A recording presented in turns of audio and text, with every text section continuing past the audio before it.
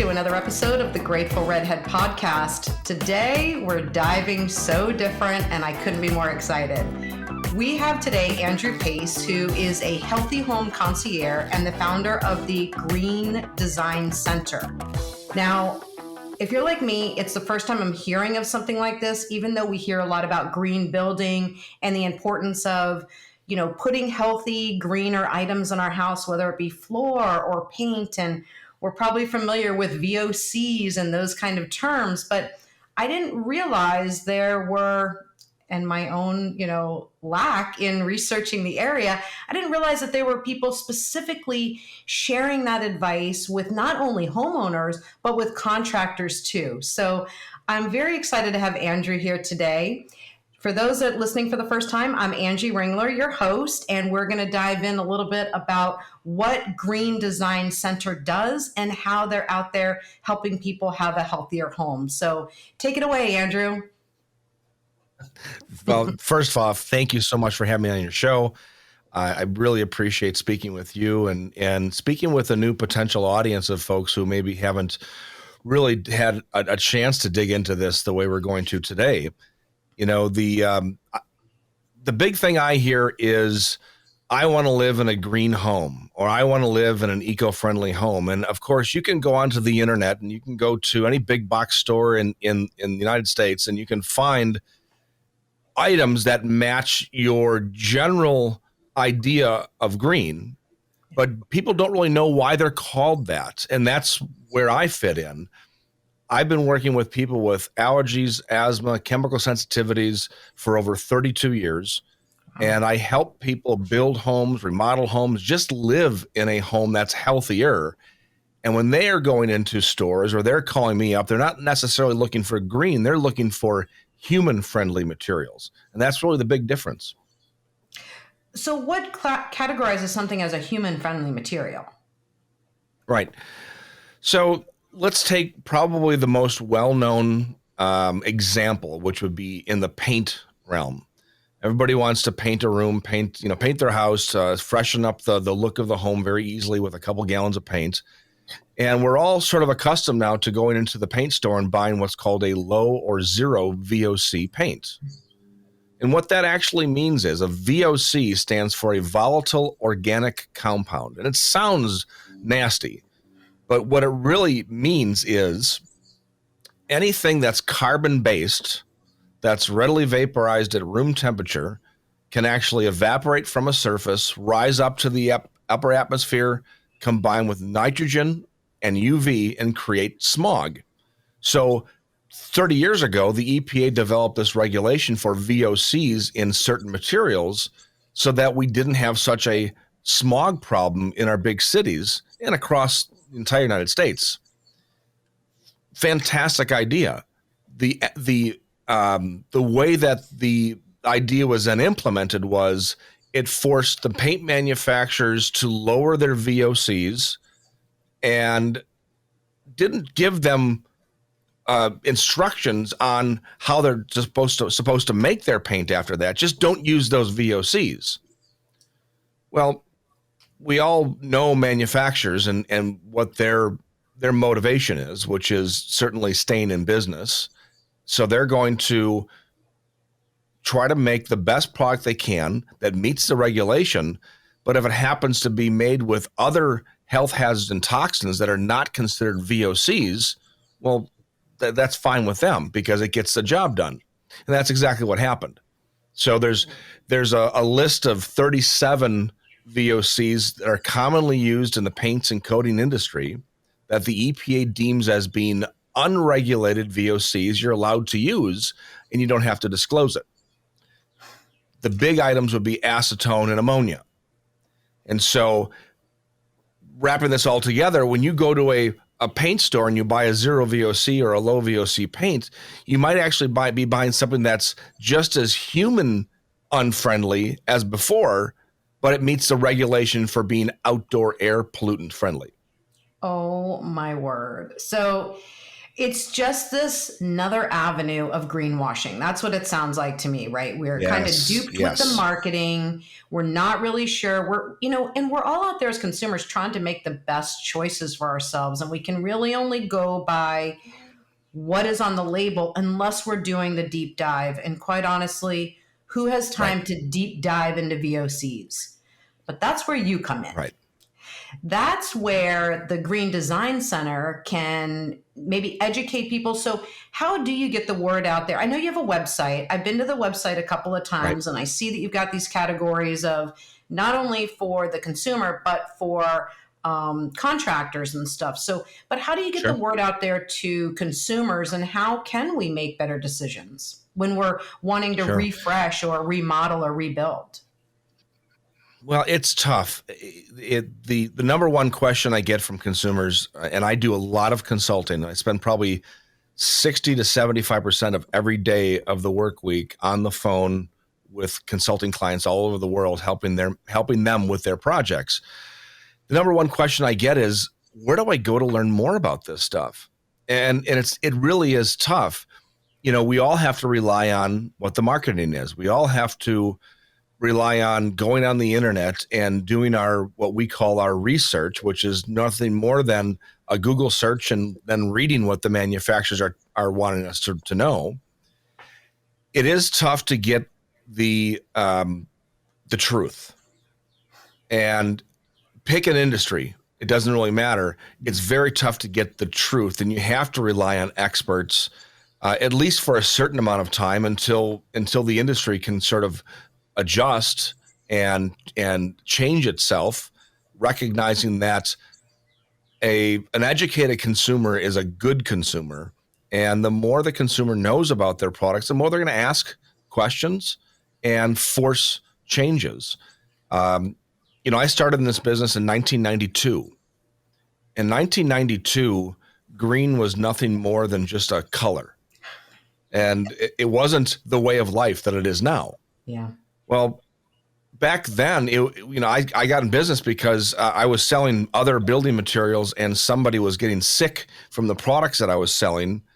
And I made a mission to find materials that weren't poisoning my customers and poisoning my workers. And we did that. We found a company in California called AFM Safecoat that makes toxin-free paints and coatings specifically for that consumer who is chemically sensitive, who has a depressed immune system, who can't tolerate traditional building materials. And we made it a mission to mainstream the product line. Well, over all of these years, the industry has really adopted this whole green mentality from an environmental standpoint, but it's just now recognizing that consumers want it all. They want green because they want to feel good about their purchases. They want to know that they're not doing anything to harm the environment, of course. But they also realize that the return on their investment is not going to be noticed if they're just buying something for the environment, because that could take hundreds, if not thousands of years to build up to be either an improvement or to be a detriment. Inside of their homes, if you open up a bucket of paint that contains a lot of solvent and a lot of toxin and people are instantly getting sick because of it, or if you install new carpeting, everybody in the house has flu-like symptoms, but then you replace it with a toxin-free version of it and everybody feels better, that's an instant return on that investment. So people are recognizing that buying materials that are human-friendly and also eco-friendly is really the direction they want to go. And manufacturers are slowly starting to change and starting to move their marketing and their own educational programming over to this. So talk to me a little bit about the cost. I know that's on my mind as you're saying this. I feel like in addition to recently painting inside our home, and I felt so good about paying that little bit of extra money for the no VOC paint. Not feeling so great about that at the moment, but talk to me a little bit about, two things. I think it was SAF Safe Paint you mentioned earlier. Was that the name? Yep. AFM Safecoat.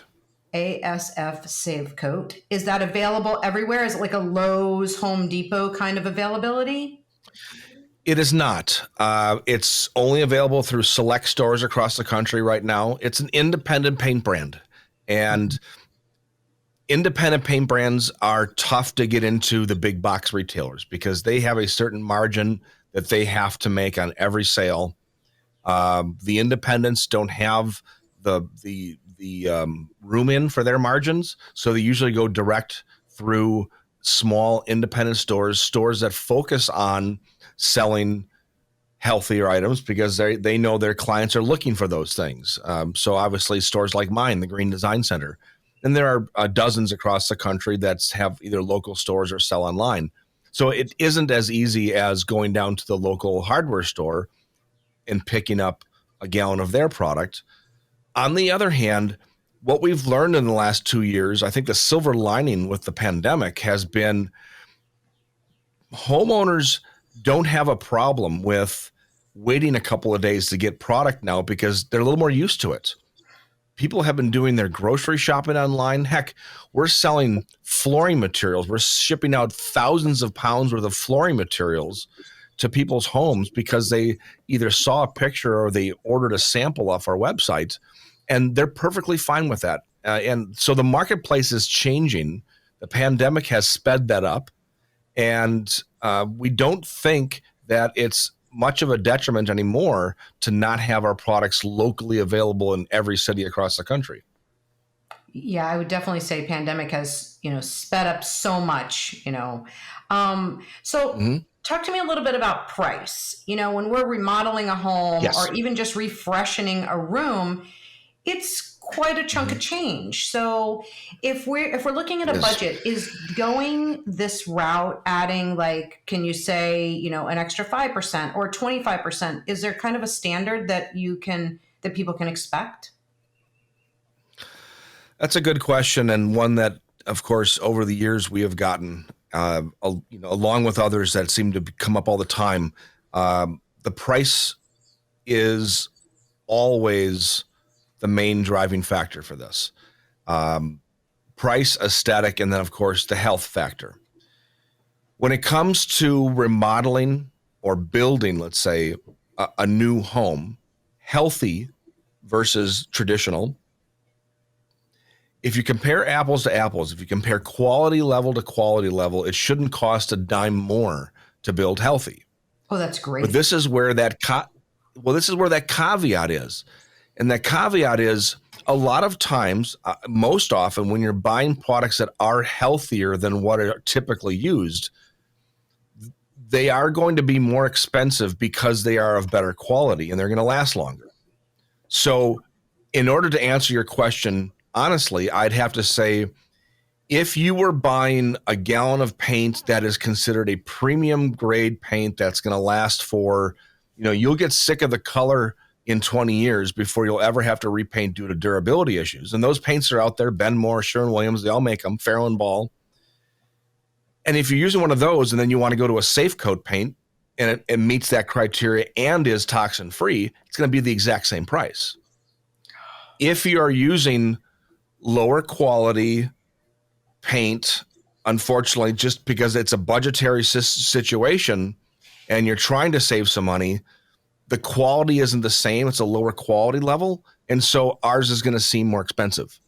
Okay. But this is where I incorporate in with my clients a program that I called healthy value engineering. Now in the construction industry, there's a term that's used quite often called value engineering. And what that means is, let's say it's a commercial construction project and it's a $10 million budget. Well, they get halfway through the job and they're finding that the job is going over budget. So the contractor says, we've got to lower costs to keep us within budget. So they do what's called value engineering. They look at all the materials that need to be purchased for the project still. They try to find items that are less expensive but still meet the intent of what the owner wants. I look at it and say, if your intent is to have a very healthy room when you're done, I look at the big picture and say, yeah, you're doing paint, but you're also doing flooring and trim. You're also talking about maybe doing appliances or plumbing fixtures. So I'll look at the big picture and say, here's where we can save a few dollars. So you can afford to buy a more expensive paint that's going to last longer and be toxin free. Because in those areas where you can save a few dollars, it's not going to affect your health one way or the other. And so we really want to focus on the materials that truly do cause health problems in a home. And we focus on those, and then we use the rest of the dollars left for the other items. You're really getting the best bang for the buck. So what are the main items, right? Where should we look to not cut that cost in order to be making those healthier choices for ourselves at home? Sure. In everybody's home, 90% of the chemical off-gassing that you're going to face in that space, or you're going to breathe in or absorb, will come from the things you see and touch on a daily basis.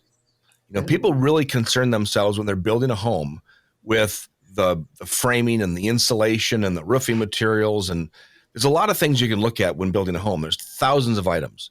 But what will really affect the health of the human occupants, positively or negatively, will be those things you can see and touch on a daily basis. Flooring materials, definitely number one in everybody's home. Painted surfaces, your walls, your ceilings. Cabinetry in woodwork. And then the fourth will be your own personal furnishings, your furniture, your window treatments, things like that. If you focus on those 4 items to start, 90% of the chemical off-gassing that you'll see every day can be eliminated. Now, really of that, the easiest thing for people to do is, and I advocate for this all the time, if you're living in a home that contains carpeting, unless it's one of 2 brands that are made worldwide that are actually made synthetic chemical free, I would rip out the carpet. I'd rather have you live on a wood subfloor or a concrete subfloor than live on carpeting, because carpeting will contain anywhere from 400 to 1,200 chemicals that can off-gas for 30 years or longer. Oh my gosh. That's terrible. Yeah. Because when I think about, even my mom recently moved into a new build, she went into a retirement area and they carpeted everything. Right. And that's, I feel like the quick fix when you look at a lot of new builds, it is really about they throw in carpet. And they didn't even want carpet. They wanted a regular floor, but they were like, no, this is what we put in. You're free to rip it out once you move in, which is totally wasteful and ridiculous. But that's a whole nother show, Andrew. And sure. Yeah, right. Exactly. So, when we're looking at the cost of it, I like what you said about, kind of taking a look at the whole project and then reducing those areas that aren't maybe going to make the impact of the things that you touch. Now, is the Green Design Center also working with furniture and those kind of things and appliances? Or are you just looking at it from like the paint and flooring and building aspect? From a material sales standpoint, Green Design Center doesn't sell. Now we have a couple of things, pieces of furniture. We don't really get involved in selling appliances or furniture. We sell mainly paints and finishes, flooring materials, air purification systems, and some other ancillary materials. But when it comes to consulting, my job as a healthy home concierge is really to help people in the entire process. So if you are looking at doing a remodeling project, you can certainly talk to me about furniture and appliances and things that I don't sell through the website, because it's my goal to get you into the healthiest materials possible. And I'll even point you in the right direction. I'll tell you where to go in your area to find these materials too, because, years ago when I was just selling materials and people would call up and ask all these questions about how a home gets built and how I should do this or do that. It got to the point where the phone was, I've got 5 telephone lines, and there was somebody on the line, on each line, all throughout the day. And they were calling to ask questions. I even have dealers across the country and retailers that tell their customers to call me And so I had to figure out a way to make it fair for everybody. So I decided to do consulting calls on appointment basis, and it's a paid appointment. But now I can work with people and refer them to the right materials. Whether I sell the product or not is kind of irrelevant. I just want to get you into the healthiest space possible as a consultant. And I am more than happy to help find those materials for you. Well, and I think, you said since the 90s, you've been, picking away at this. I got to imagine you have accumulated a beautiful database of companies and businesses that are doing all those things throughout the United States and are probably more than happy to work with you on that. Tell me a little bit about what you know about multi-chemical sensitivity. I know you brought that up earlier, and, for a while it was kind of scoffed at that, that's a joke. It's people over, thinking it or whatever the reasoning might be. But I'm hearing more and more about it. And I've even had some customers who reach out to me because of it, and they can't even handle essential oils. It's become that sensitive in their life, and they want to make sure that I'm offering products to them that don't have certain things. So tell me what you know about that. Sure. So MCS, or multiple chemical sensitivity, is that particular name for it came about in the 70s. Actually, a couple of physicians, Dr. Randolph in Illinois, Dr. Ray in Texas, really were the two main experts in that field of environmental medicine. And Dr. Ray developed a clinic down in Texas called the American Environmental Health Foundation, and still there today. He sadly passed away a few years ago, but he was one of my mentors, and he and I worked on a number of projects together. Chemical sensitivity, and this is the best way I'll describe it. And folks, anybody out there who has chemical sensitivity, I'm going to apologize now because I'm going to kind of dumb this down for everybody so everybody can get it. Chemical sensitivity is kind of like somebody being sensitive to pollen or ragweed or proteins, in that their body doesn't have the ability to filter it, to process it. So I always get hate mail when I say it's not an allergy. It's just, to describe it, that's the best way to say it. So here's another analogy for you. Everybody's born in this world with a bucket inside of their body. And that bucket gets larger as they get older, but it also gets filled up. And at the bottom of that bucket is a filter that filters out all the impurities that you face on a daily basis. Well, some people's bucket never does get larger, and some people's bucket fills up very fast. And when these things happen, it starts to spill over. And that spilling over of those poisons into the body before being filtered is really what multiple chemical sensitivity is all about. It's whatever chemical it was that originally caused the trigger or the reaction, anything that's petrochemically related to it will cause that spillover. And some people are what are called universal reactors, and they will react to any petrochemical whatsoever. And so it's really tough when working with somebody like that, because you really have to be careful about the materials you use. But you mentioned before, the medical industry, medical world kind of looks at this as more of like a mental thing than a physical thing. Mm-hmm. And I'm here to tell you that it's actually both. And another point of contention with some of my MCS clients over the years is that I made a statement years ago that said that chemical sensitivity can be 50% in your head.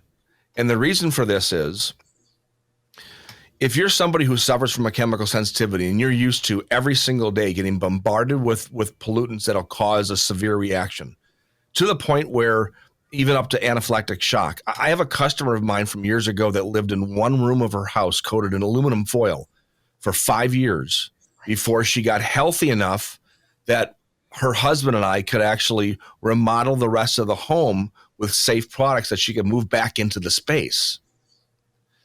But the one of the things that kept her from maybe going out into that space sooner was the fear of the reaction.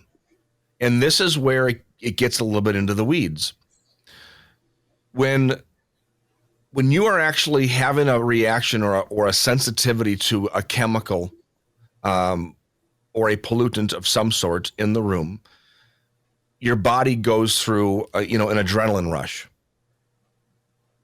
The same thing happens when you sense something that you don't recognize.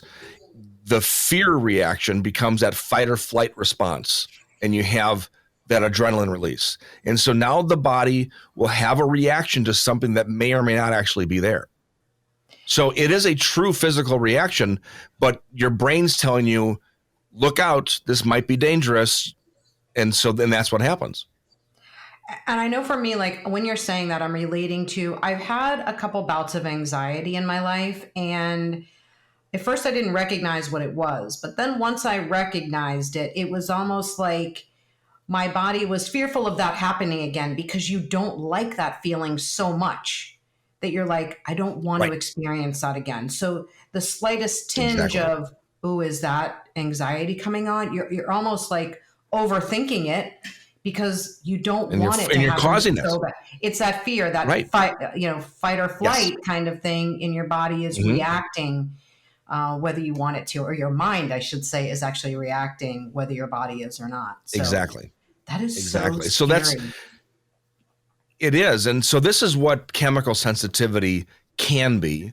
I think most people who come to me and they say they are chemically sensitive don't certainly have it that bad, but they also don't want to have it that bad. So they're looking to nip this in the bud as soon as they can. So here's the thing. There's just a few ways that somebody becomes chemically sensitive in their life. One is massive exposure to a chemical.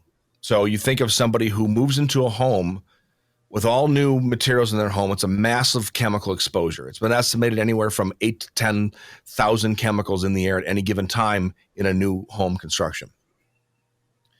Or think of a pesticide application. Somebody puts Roundup on the neighbor's lawn, and now you ingest that, essentially breathing it in, soaking it through your skin, and you have a massive reaction. That's one way you become chemically sensitive. Another way is low-level exposure over a long period of time. That's probably the most frequent way. Another is massive life change. And so that could be childbirth. It could be a major surgery, car accident, something that changes the chemistry and the electricity in the body. It can also change how our filter works, right? But what we're finding now, that some more research is going into this, is that chemical sensitivity is not really the disease that we all thought it was 20, 30 years ago. It's actually a symptom of another underlying condition.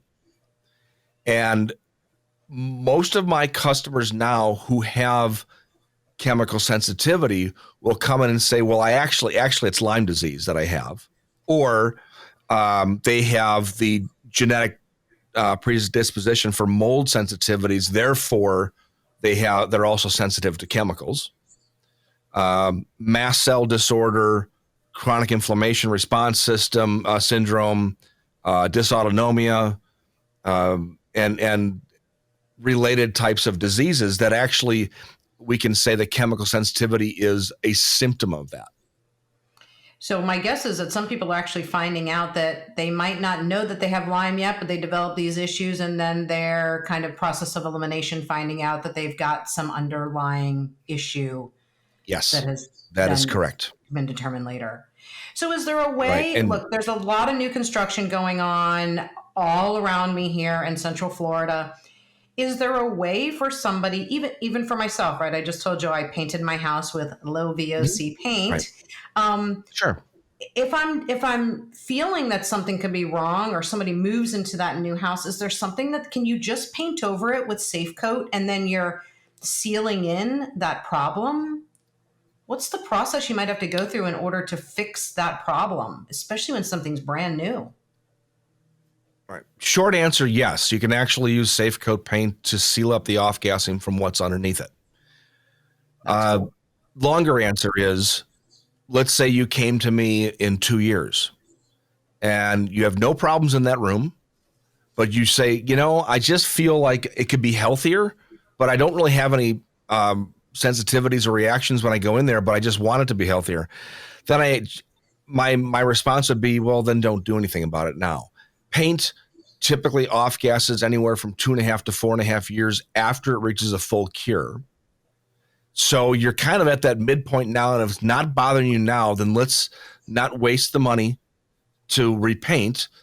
Save it for another area that you're going to paint, and just make sure it's the healthier product. I just want to point this out too, because some people get really confused with this. Because you hire a painting contractor and they'll say, "Don't worry, after a couple of days, you're not going to smell the paint anyway. It's completely off-gassed. You're fine." Folks, there's a huge difference between the curing process and off-gassing. The curing process is simply the moisture or the water or the solvent or the combination of the paint evaporating from the surface and creating the film on the surface. That curing process with most water-based paint takes between 1 to 2 weeks. After the paint is fully cured, this is when off-gassing starts. So these are two different things. Off-gassing is the release of unreacted monomers that are left in the coating that will never become part of the coating, that kind of release themselves like dust from a surface. Most often you don't smell it because there's not a solvent attached to it, but it's merely almost like more of a chemical footprint. And that can happen with paint anywhere from 2.5 to 4.5 years. The higher the humidity in the space, the more it happens. The more off-gassing that you get, the lower the humidity, the less.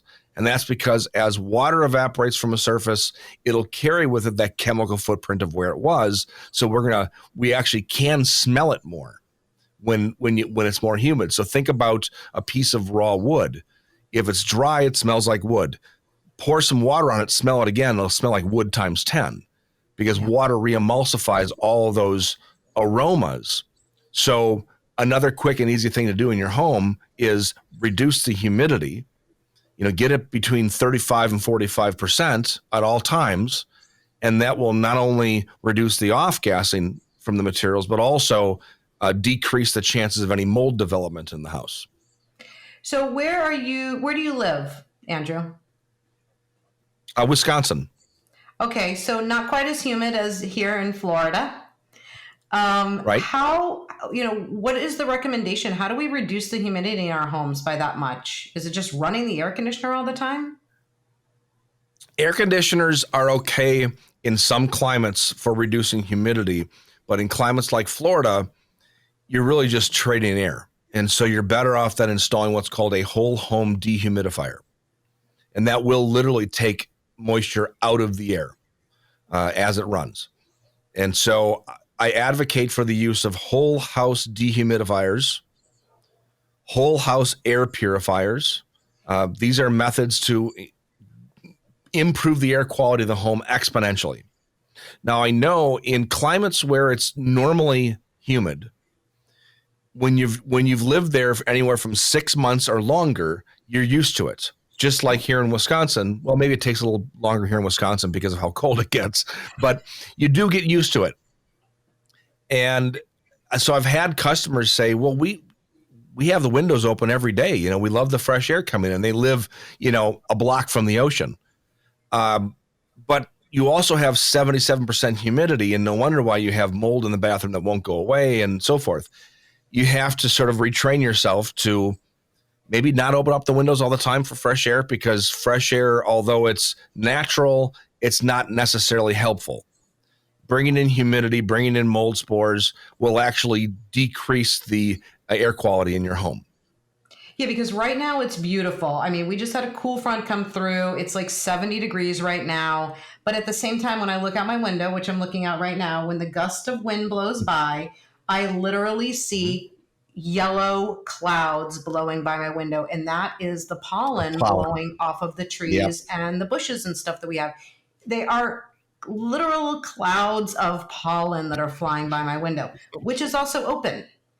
But I'm born and raised in Florida, so I am very much used to, I love having my windows open. I love that fresh air feeling and the breeze blowing in.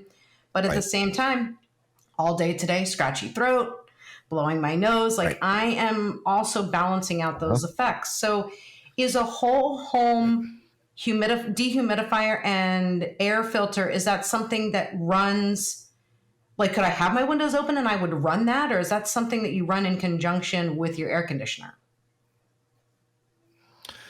Well, it's something that you run in conjunction with the fan. So everybody who has a forced air system or a central air system for their home, you can run just a fan where it just essentially just blows air around, doesn't cool it or doesn't heat it. It just blows it around. When you're doing that, you can dehumidify and you can purify. But if you have your windows open at the same time, you're just kind of trading air and you're making those things work harder. And so there's got to be a balance. You can install what's called an air exchange system. Air exchange systems are nice because as you turn the fan on to blow air around, it's actually going to blow out stale air, bring in fresh air from the outside. But it comes through an intake. It doesn't come through all the windows, just comes through an intake. And then that gets dehumidified, purified, and then expelled throughout your house. So you're bringing in fresh air, but you're actually you're conditioning it to be healthy fresh air, so that you're getting the best of both worlds. So you just made me think about all the people who are experiencing these terrible fire zones, with the, they can't even go outside. The smoke is so bad. Have you seen any uptick in these systems that you're talking about in places that are experiencing really high fires? Oh, yes. I think last year during the fires in California, Northern California, I had a customer that bought 2 pallet loads of portable air filters, a brand that we work with called Austin. And she bought them. I think there were 36 of them. And she said, I'm going to buy them up front. I'll pay for them, but I'm going to sell them to my neighbors because they bought one a few years ago when there's fires in their area. And she said it was a lifesaver. And so, yes, this is happening. And the pandemic also, one of the silver linings is it really had made people think about their indoor air quality much more than before. And so when you're stuck at home, working from home, the kids are at home, everybody's around the kitchen table with laptops, and you start thinking about the air that you're breathing and thinking maybe it could be a little healthier than it is. And so, yes, we have seen quite a big uptake in air purification systems and both whole house systems and portables. Well, I want to start to wrap up our call. I know you're on a time schedule today, so I just want to make sure that I want to ask you: are these systems? Because I am very curious for myself. I work out of my home too, and I've spent a lot of time here. Are these systems that you're talking about? Are the prices based on your square footage? Are they different sizes? I guess I'm curious the cost involved and, how many systems are there to choose from? Are there just a couple brands that you recommend? Sure. So there's a couple of brands that we have on our website, but that by no means does that mean that's the only ones you can use. It's just the ones that we have found have worked very well for our clients over the years. Mm-hmm. You had mentioned before how with 30 some years in the industry, we've put together a pretty good database of manufacturers. And honestly, it's I can say without question that the manufacturers and materials that we sell have not only been vetted by myself personally, but also by my customers who are extremely sensitive and are, the purchases they make are literal life and death situations. And so I feel comfortable selling these products to others. But, beyond that, there are 2 different types of purification systems: portables and then whole house systems. A portable air purifier will cost you anywhere from maybe a couple $100 up to a couple $1,000. And the types of portables can be anywhere from the carbon filtration to ozone to ionization. There's all these different types that you can buy. You just got to do your research on what you're trying to filter out of the air. Sometimes I can't give a recommendation of what you should buy until I know what you're trying to filter out of it. Like and a water so filter. same thing with water purification, you know, for general purification, specifically for chemicals and then for smoke, I have found that carbon filtration is the absolute best. And so we recommend the Austin, like their HealthMate Plus or their bedroom machine works really well. And you're going to be looking at about $800-900 for something like that. It's designed to work up to about a 1,500 square foot space. But let's be honest, portable units, because they're in one room and they're just sucking in air from what's around them, they're really good for acute situations. Like if you wanted to use it in your bedroom to make that the healthiest room in the house, that's where you use it. Okay. If you want something that's going to purify all the air in the house at the same time, this is when you go to a whole house purification system. We work with a brand called Solace Air. It starts at about $1,500 for the equipment, and then you have to hire a professional furnace and heating company to install it. And you're probably looking at, about $500 or $600 for that. However, the nice thing about that is because it's hooked up to the central air system, there's no noise. The portables can get kind of noisy because those fans running. And it takes care of the whole house at the same time. I still think for those acute situations like, wildfires in the area or real bad pollen problem like you have right now, having a portable in the bedroom is still a good idea, even if you have a whole house purifier. Okay. Wow, this has been so interesting. I really don't want to let you go, but I know that you were on a hard stop today for our call, so I want to respect your time. Honestly, I apologize. I've got to go, but I want to come back. Okay, yes, let's do that. I'm going to take you up on that, Andrew. And I guess my final thing is let people know where to find you. And also, what is the best resource for us to pass on what you do to the contractors and painters and flooring people that we know in our lives? Well, right now, the best way to get in touch with me is my website, thegreendesignCenter.com. From there, you can find the materials we spoke about today. You can also book a consulting call, and I take consulting calls anywhere from 15 minutes up to 60 minutes. I have some clients who actually hire me for an annual contract, so they don't have to pay every single time they want to make a phone call. They just, they get a special code, and they can call in anytime. The other thing is for the education of contractors, architects, even for homeowners, I do a podcast called Non-Toxic Environments, 3 words. You can find it at wherever you're listening to this show. We are the number 1 healthy home podcast on the iTunes network. I've been doing it for a few years now. And it was essentially started as a way to just empty my head every week of the things that I've been thinking about. And now it's really turned into something that, we have guests on, we talk about specific situations, and, there's a lot to learn. I love podcasting because people will come to you or to me in 3 or 4 years and saying, I was listening to the show you did back in the day. And it's fantastic. I mean, it's evergreen information. And I love it. So those are the 2 ways to get in touch with me. Fantastic. Well, I'll definitely be reaching out to those people I know that should be talking to you, and I look forward to having you on the show again and continue our great conversation. Thank you so much, Andrew, for joining my podcast today. Thank you. And for those listening, if I encourage you to reach out to Andrew, and if you know somebody really cool, like him, that's doing really innovative things out there to help ourselves and the environment, please reach out to me, and so I can get in touch with them and have them on here as well. So until we all meet again, please be kind to each other and love one another. Peace out.